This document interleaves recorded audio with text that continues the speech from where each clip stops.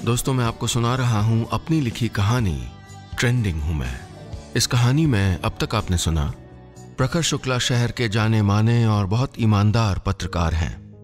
उनका बेटा प्रतीक उनकी जानकारी के बिना एक ऐसी कंपनी में काम करने लगा है जो इंटरनेट पर किसी भी क्लाइंट के लिए नफरत या तारीफ दोनों फैलाने का काम करती है। उनकी बेटी प्राची यूनिवर्सिटी में प्रेसिडेंट के पद के लिए चुनाव लड़ रही है और उसके जीतने की बहुत संभावनाएं हैं। एक रात उनका मुख्य प्रतिद्वंदी यूनिवर्सिटी का प्रेसिडेंट रिपुदमन सिंह उसकी गाड़ी को अपने बहुत से साथियों के साथ घेर लेता है, हिंसा करने वाला होता है और ये भी धमकी देता है कि वो प्राची पर एसिड से अटैक कर देगा। अब आगे। प्रखर शुक्ला की मुट्ठी में उनकी बेटी प्राची का हाथ और जोर से भिंचता जा रहा था। शुक्ला जी की आंखें बंद थीं, आंसू धीमे धीमे उनके खुरदुरे गालों पर अपना रास्ता बना रहे थे। प्राची जोर जोर से रो रही थी, लेकिन बाप बेटी के आंसू कोई देख नहीं पा रहा था। वो अपने घर की दूसरी मंजिल पर खुली छत के एक कोने में जमीन पर बैठे थे। सारे घर में ये उन दोनों का सबसे पसंदीदा कोना था। यहीं चाय पीते थे वो, यहीं हथेलियां गंदी करके आम खाते थे और आज यहीं साथ में रो रहे थे वो। शुक्ला जी को ऐसा लग रहा था जैसे प्राची के फोन पर वो वीडियो वो 1000 बार देख चुके थे। लानत दे चुके थे खुद को कि वो क्यों नहीं थे उस वक्त अपनी बेटी के साथ जब उसको उनकी सबसे ज्यादा जरूरत थी। उस बेटी को जिसके नाखून के साथ की खाल तक बचपन में जरा सा उखड़ जाने पर परेशान हो जाते थे वो। लेकिन प्रखर शुक्ला ने रोना नहीं सीखा था, ऐसों को रुलाना सीखा था। पापा हाथ ढीला करो, दर्द हो रहा है। बेटा ये सोशल मीडिया चलाना आता है तुझे? हाँ पापा। चल ये वीडियो डाल देते हैं सोशल मीडिया पर सीधा। Let's take them on. भिड़ जाते हैं, दब के थोड़ी बैठेगी मेरी बेटी। पापा ये लोग बहुत पावरफुल लोग हैं, बहुत बड़े बड़े कनेक्शंस हैं इनके। मैं भी हाई कोर्ट जज स्वर्गीय बद्री नारायण शुक्ला का बेटा हूं और प्राची शुक्ला का बाप। किसी के बाप से नहीं डरता मैं। चल अपलोड कर दे, वाईफाई आ रहा है। आई लव यू पापा, लव यू बेटा।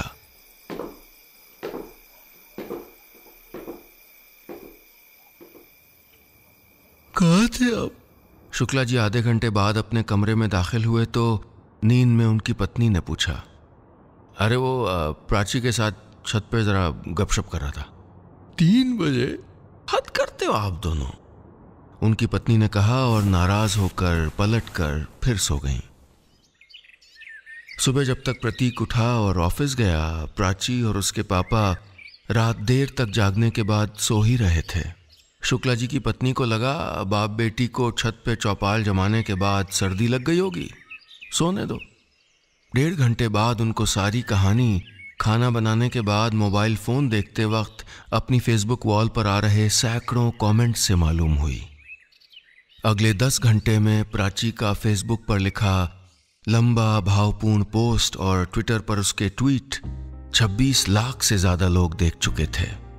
ट्विटर पर #We Stand With Prachi trend कर रहा था। अगले 15 घंटों के बाद प्राची टीवी न्यूज पर दिख रही थी। टीवी पर यह खबर दिन भर की प्रमुख खबरों में थी और बड़े बड़े नाम टीवी स्टूडियो में बैठकर इस पर बहस कर रहे थे। पुलिस पर रिपुदमन सिंह को बचाने का आरोप लग रहा था क्योंकि वो एक ताकतवर नेता का बेटा था। अगले 36 घंटों के बाद रिपुदमन सिंह को हिरासत में ले लिया गया। प्रखर शुक्ला हर 20 मिनट में किसी बच्चे की तरह देख रहे थे कि कितने कमेंट, कितने लाइक्स, कितने रिट्वीट हुए। ये उनकी बेटी की जीत थी। शाम को छत पर कुर्सी लगा के बैठी प्राची एक के बाद एक टीवी चैनलों पर लाइव थी। शुक्ला जी सोशल मीडिया पर उस लाइव टेलीकास्ट की चर्चा देखने प्रतीक के कमरे में पहुंचे और बड़े उत्साह से ट्विटर खोला। पिछले 15 घंटे में ट्विटर चलाना सीख गए थे वो। सामने प्रतीक का अकाउंट खुला था। जैसे जैसे शुक्ला जी पढ़ने लगे उनके चेहरे का रंग बदलने लगा। अपने बेटे का ये भयावह चेहरा उन्होंने कभी नहीं देखा था।